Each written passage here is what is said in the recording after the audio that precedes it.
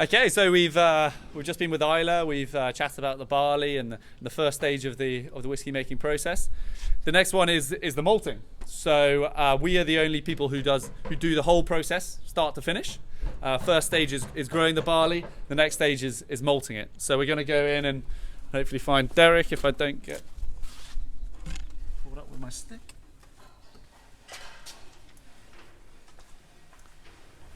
Hello, Derek. Hello, James. You're just in the nice to see you. I'm going to put my stick down once we get sorted here.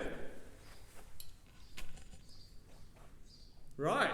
So we've just been with Ìle. He's shown us the barley fields and what we do on the farming side of stuff. Obviously, I sort of mentioned on the way in that we're the only people to do the whole process start to finish, and this is the next stage. You know, the traditional floor malting. So Sure. maybe you can just take us through from start to finish. Well, yeah, of course. Obviously, the barley, our local barley here on the farm, is harvested. It's dried and it's stored, and really we use it on an as-required basis. So when we need it, we'll call up the farmer. He'll deliver normally 4 tons. This today is 3 tons of barley. He'll deliver the barley to us on the other side of that shed there. And through the auger system there, it'll come in up to the top of the steep and drop into the steep. Yeah. And that's really the first process. But the whole point of the malt floor and the whole malting process is to use and convert that starchy food reserve in the barley kernels into sugars that are useful in the mashing process. Yeah. Without sugar, you don't get alcohol, right? That's right. So that sugary substance will be fed on by the yeast in the mashing process. So there's 3 main stages, and that's from the steep. I've mentioned the steep already. The steep is really basically a huge vessel. We'll throw the dried barley in, and really that's the first step. What we want to do is trick the barley into thinking it's in the soil and it's going to germinate and it's going to grow. And then that whole process will kick off converting the starchy food reserves to the glucose and the sugars that we need for fermentation. So we're pretending that it's springtime, barley's gone into the ground, we want it to start to grow. And that's what the steeping is. Sure. It's bringing the barley out of dormancy. It's coming out of lockdown, to use a current term. So, yeah, 3 main phases to malting. Right. So I've mentioned the steep already. We'll put the barley in there, dried barley, and then we'll fill it with water. We'll cover the barley with water. Now, what we're aiming for is to bring that barley up to about 46% moisture. And that will be done over the course of 2 wet soakings. And in between those 2 wet soakings, there'll be a dry phase as well. Because when the barley reaches about 30% moisture, so up from 12 to about 30%, that germination, although not visible at that stage, it will start within the barley kernel itself. Right. Now, as it happens, just to make people understand it a bit better, I've prepared a little blue paper diagram here. Right. Can you pick that up? Is that right? Yeah. Yeah. So it's really, can you see the detail there? It's not that crucial. So this is the individual grains of barley. So this one here is a cross section of the barley grain. And this is after it's been harvested. It's harvested and dried. So this is in its dormant state. Right. Okay. And really, there's lots of components to the barley kernel, as we call them.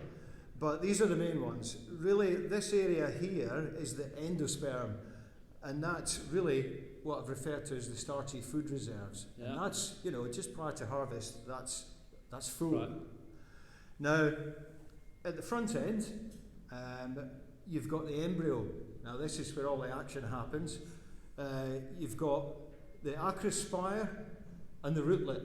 Right. Now, when that 30% moisture is reached, this embryo starts to activate, and it will produce some enzymes that will actually start breaking down protein layer over the starchy food source, and it will start to break it down. It's a complex process, but in the end what it results in is the acrospire growing, and that will actually turn into be the shoots. Right. and the rootlet, which will come this way to form the roots. So the acrospire, that is the green shoot. Correct. Or will we just come from the barley Eventually, fields? that'll So be. that's the green shoot that's coming out. Yeah. Whereas the shake this in here, if I bring this down, can you see that? So those are the roots that we're seeing there. So you've got the shoots. I mean, on technical names aside, so the shoot growing one way, the root growing the other. Yep, absolutely. Yeah. So really, that's the dormant state. Yeah. So and below, it's really the progress of the barley kernels once the germination has started. Yeah. So we've got a dormant state. These are just simple diagrams, really, to illustrate what's going on. They're beautiful, Derek. Don't do Thanks very much. So, what people must have, familiar with the term chitting potatoes, prior to planting. So we say exactly the same about the malt. We get a little white dot at the bottom of the kernel, and that's what we call the chitting stage. So we know for sure that germination has started. And is that, you see the chitting in the steep? You won't see it in the steep, but as I said before, the moisture will be up to about 30% on perhaps the second stand of water, and so it'll just progress from there. By the time it gets onto the floor, when we take it out the steep, on the second day we will definitely see that chit, and then the third day and fourth day and fifth day. This here is the fourth day of malting, so it's pretty well advanced. Yeah, I mean you can see this is there's the little rootlets there, the white rootlets. So this has been on the floor for 4 days. 4 days. And really, I would suggest that comes up tomorrow. That will be ready tomorrow. Yeah, it looks very nice. Very and so the dotted line you're seeing there, in each grain of barley, that's the shoot which is going in the opposite direction. That's the acrospire. So really, what's happening during this process is the kernel is actually using that food reserve. Now, if we allow it to just keep going and keep going, it'll use up that food reserve, and it'll use all those sugars that we need for the mash process. Yeah. So it's important that we stop it just at the right stage. Okay. And that's really around about 2/3 of the way up the kernel. And it's quite difficult to see, and there's no way you'll see it in the camera here. You can actually break it open carefully, and you can see how far that acrospire is up. Okay. So the whole skill to malting really is getting an even malting. So you want, in an ideal world, you want every grain of barley here to be malted at the right stage. Yeah, and that's about ensuring that there's the most amount of sugar in there. The optimum amount of sugar, because if we do it too early, there's not enough. Yeah. And as I said before, if we allow it to keep going, there'll not be enough either, because it'll have used that sugar up. Okay.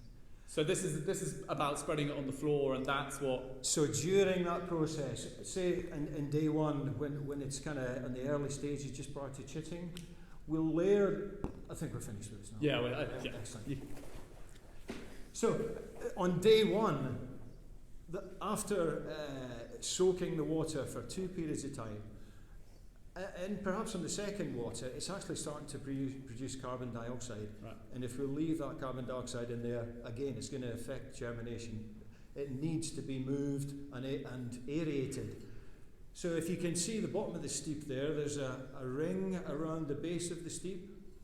That allows compressed air to be pushed into the steep, and it actually moves the barley and allows that carbon dioxide to escape. Okay. And also oxygen to come in. Yep. So keeping that germination going. So let's just move on then. So steeping has moved on, 2 waters. Yeah. It's rested, and now we want to put it on the floor. We've got a valve at the bottom of the steep. We drain it. And we've also got another valve which allows the grain to fall into this beast here we call it the chariot. The chariot. Yeah, the big. Yeah, I mean it is a chariot. It is a chariot. Yeah, it hasn't really. Modern technology hasn't really come to malting. No, well, this is tradition. This is traditional. So we use that, and we just move it and make a nice, neat pile to start with. Now, depending on the time of year, it could be very cold in here during the winter. So it's important that we layer it up and we maintain a bit of temperature in there so that the germination can continue. So in the winter, for example, you'll on that first day on the floor, you'll heat nice it thick nice pile. Yeah. Okay. This time of year, much thinner. Yeah. So again, first day, not much happens. We just keep an eye on it. we can.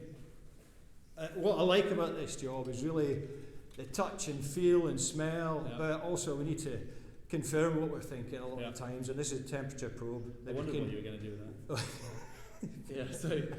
You put this in underneath. We can place this right into the heart of the malt. And take the temperature. Yeah. What temperature are you looking for? Germination will kick off really above 16 degrees to 18 degrees. So really, if we're there or thereabouts, happy. If it's way above, that's a bit of a danger sign. Yeah. We'll also feel the malt as well, and we'll know if the heat's building up. We need to thin it, because if there's too much heat building up, it will kind of slow germination down and perhaps kill off the barley altogether. Really, right? Okay. And so that's the turning. I mean, how many times a day? Well, maybe you want to take us through the bits of equipment. On the first day, again, not much happens. We're just looking at temperatures, making sure the process is kicking off.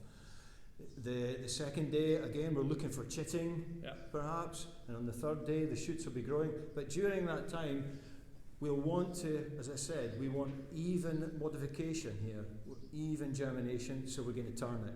So the easiest way to do that, there's actually 3 ways, really.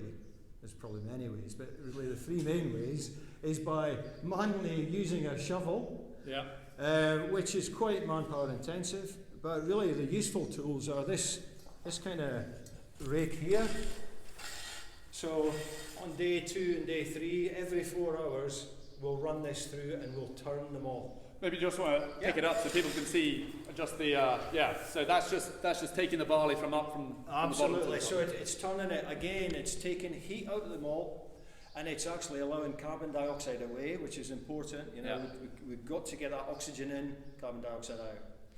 So again, up and down. You can see where I've been raking it every 4 hours. So it's nice and mixed up. Is that day and night? Day and night. Yeah. Of course, I can't be here all the time. I'd love to be, but I can't. So every 4 hours, day and night, and more. Is that 4 hours in the summer and maybe 8 hours in the winter, or is it 4 hours? Again, it can vary, but really, the whole malting process is that human interaction. You've got to touch, smell, feel. You've got to know your malt. I know. This is actually our second malt floor, if you like. The first malt floor we've had, and we've now been doing it 15 years, and we've taken lots of advice, but it's only recently that we've gotten to grips with the malting process properly, so that we're getting it consistently accurate. So I've heard of it secondhand, so it's you're the guys that are getting to grips with it. I enjoy this because you're working with a living product effectively. You're kind of managing it. Sometimes compare it to planting trees. Sometimes I may not see the end result of this when it's actually bottled at the end of its time. Once it's matured and in the bottles. It's the same with tree planting. It's a bit of a dodgy comparison. But, sometimes you plant young trees and you won't actually see the benefit of them. It's for future generations, if you like. Yeah. Great. So you've got the rate there. Day 2, day 3, we'll be using this. We're on day 4 now. I've already actually run through this malt with this electric kind of grubber machine here. It's a proper beast. And this, actually, what we're trying to avoid, because obviously the grain is growing, as you've already said, and we're moving it with this, but it's getting longer and longer. And sometimes it'll mat together. Right. And really, this tool here isn't man enough to actually separate these greens. Okay, so you need a bit more action. A bit more aggression, a bit more action. So I'm now going to demonstrate this beast here. So it does. You say the handle there is moving around a bit. Is the beast? It is a beast. and I share the malting process with a good friend Karen, and she loves this machine. She really does. So here we go. So just to explain, so there's sort of flappers, I guess what you call them? Yeah, kind of rubber flappers. It's running on rubber skids, an electric motor, and it's turning it vigorously. And those rubber pads, if you like, are just separate the grains, keeping them nice and separate. Yeah. All right. Okay, so I'll just show you how it moves.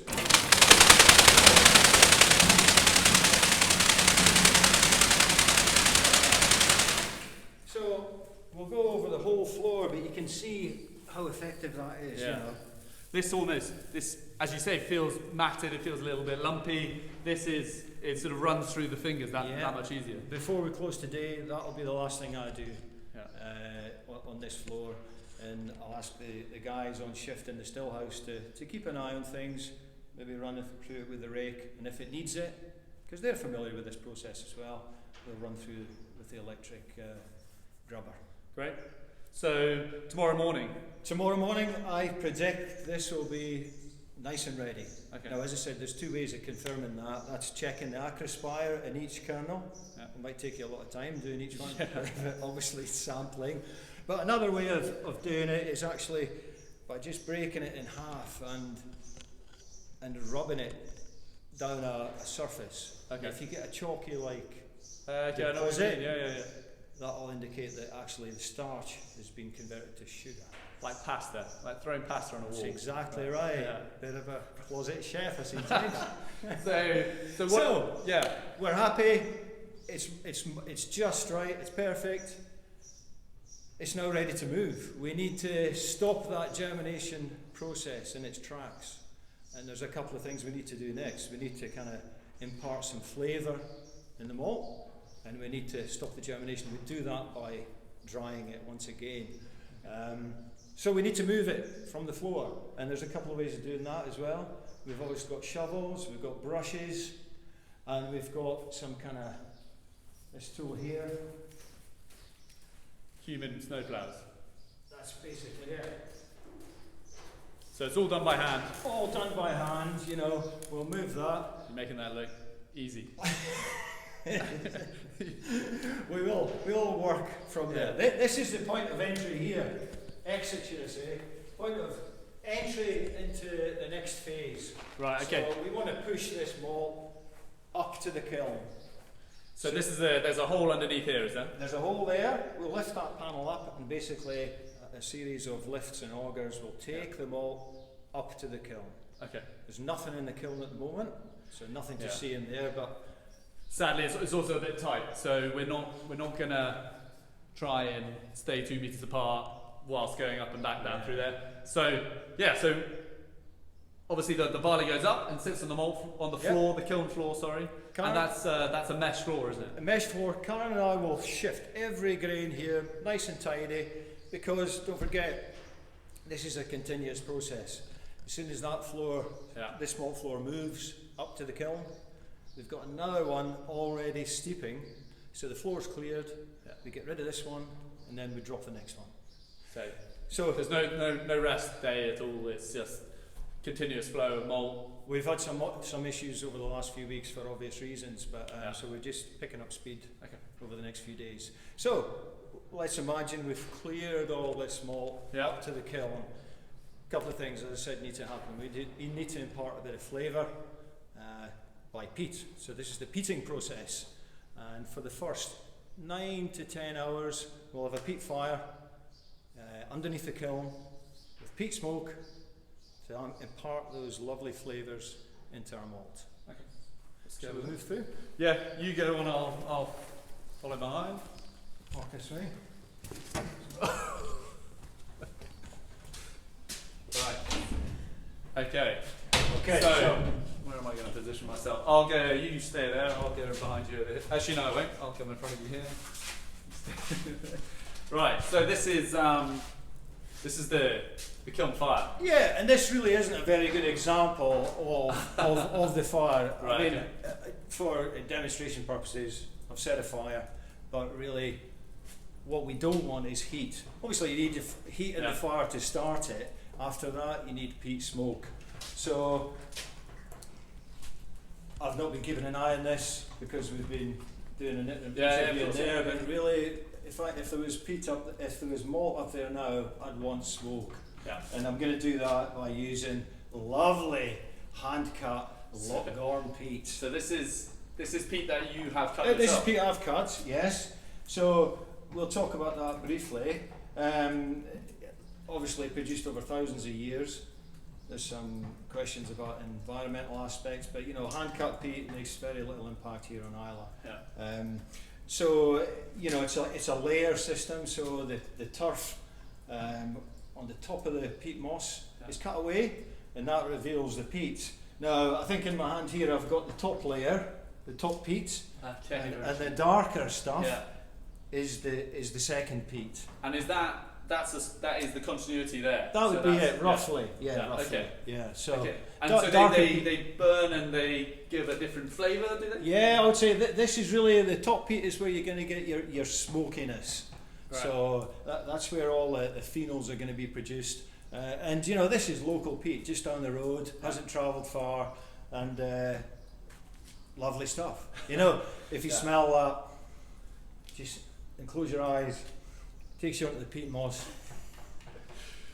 They need to burn it. I mean, you know. I can see skylarks. Right. No, I can hear skylarks. Yes, I can hear the curlew. Lovely. Do you want to smell it? Smell it. Sure. Yeah. Okay. And this, I mean, so the people are aware. There are two ways of cutting peat, aren't there? You cut it by hand, or you machine cut. Machine cut. Yeah. And this feels almost like insulation. I don't know. You know, it has that same sort of. Yeah, I mean, it's got a bit of flex to it. It's got a bit of bend to it. It feels very fibrous. Yeah, it's quite dry. It's quite dry. We've had great drying conditions on the peat bank this year, so it was lifted quite quickly. But really, ideal moisture levels is around about 50 to 60% moisture in the peat for burning underneath the malt. It feels like a sort of very fibrous, heavy sponge. Yeah. Yeah, I'll throw it back to you. Thank you very much. Lovely. Okay, so that's peat. Peat. Sorry, going back to peat, because obviously peat is huge when it comes to Islay whiskies. You know, so this is really, I mean, peated whiskies and Islay whiskies. This is really where the real sort of uniqueness of Islay whiskey comes from. Yes. And part of that is, you know, the peat that we burn to give the barley obviously that smoky flavour, but to me it's also got a real seaside flavour character as well. And to my mind, that's really, when I smell peat burning, I get that salty iodine, sea salt kind of influence as well. Absolutely. And so, you know, you live just up the road from where this is cut. I mean, is that down to the fact that there's sort of seaweed or sea element within the peat, or is it down to the spray? Or there has to be elements of all of the what you just described. I mean, you know, it's literally 3/4 of a mile or half a mile from the seashore. So you know, if you imagine thousands of years ago, the land was very different, and you know, all that vegetation compressed over the years. You have to have those herbaceous flavours within the peat. Yeah. Great. So this is. So the barley goes up onto the floor. The floor's what, 10, 15 feet above us? Yeah, I would say it's about 15 to 20 feet above us now, and you know, obviously that's not smoky enough, but you know, that's one of our responsibilities, to make sure that peat is dampened down and the smoke is produced. So it's the smoke we're looking for. It's coming through a bit more now. Yeah, it's coming through. You can see that white smoke there. That's what we're after. But you know, there's too much heat in there at the moment. We dampen that down to get the white smoke. We won't mark you down for it. So the peating period is how long?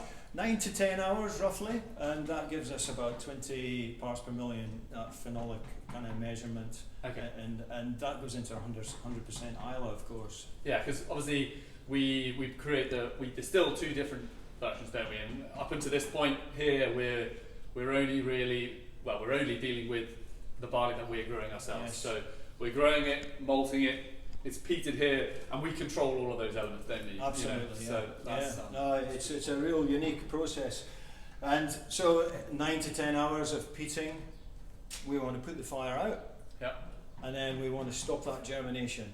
Will the smoke itself stop the germination? Or? Not really, because as I said, you know, we don't want heat in that smoke. We just want kind of cool, flavoured smoke going through the malt. Yeah. Yeah. So the barley itself is still germinating on the floor for those 8-9 hours. Effectively, yeah. So do you take that into consideration? It's not going to make a huge amount of difference. You know, it's quite a cool environment up there, and you know, well ventilated as well. Yeah. So you know, the peat smoke is not going to change much. It's just going to flavour it. You know, it's lovely classic. So it's those kernels, the barley grains are moist, and it's just like smoking fish or meat or whatever. That's right. That's the reason we do it straight away, because there is a lot of moisture still in the malt, and that allows it to take on those flavours. If it was dried, it would be really difficult for it to absorb those flavours. Yeah. So 9-10 hours, fire out. Yeah. And then we need to stop that germination properly, and we'll do that with a boiler and heat. You can see these big pipe assemblies, and that will fire hot air underneath the malt and dry it. Okay. But it won't dry it effectively unless we turn that malt. We keep turning it every 2 hours. Myself and Karen will go in there and we'll dig it thoroughly to make sure that heat's getting right through and drying the malt evenly and properly. We'll keep drying it, and after about 45 hours, obviously burning a lot of fuel, but we need to dry it properly down to about 5% moisture. So rock hard. Yep, nice and crispy and hard, and that obviously, as I've said a few times now, stopping the germination, but it allows us to store the barley, the malt, for a period of time. So effectively at the beginning of the process you've got a grain of barley that's full of starch, and then at the end of the process you've got something that's full of nice smoky peaty. That's correct. I mean, you know, appearance wise they would look pretty similar if you weren't really familiar with it, but very different in content and character. And at that point that's the end of the malting process. It's really the end of the malting process. We need to then empty the kiln, and again myself and Karen will go in there and we'll just push it down some chutes, and that will be transferred into a silo on the outside of this building, and then we'll move that across to our main storage bins, and the guys in the still house will use that as and when they need it. Great. Cheers. Well, I think everyone has a pretty good insight into the malting process, graphs and charts and all. So thanks very much. And yeah, I'll take my stick. Me and my stick. We'll head off to the still house, and well, actually no. Before we do that, Derek is going to be available to answer any questions you might have about the malting or the peating, any aspect of what we've been speaking about. We're going to be live straight after this, so hang around and leave comments or click onto the live feed and fire away with questions.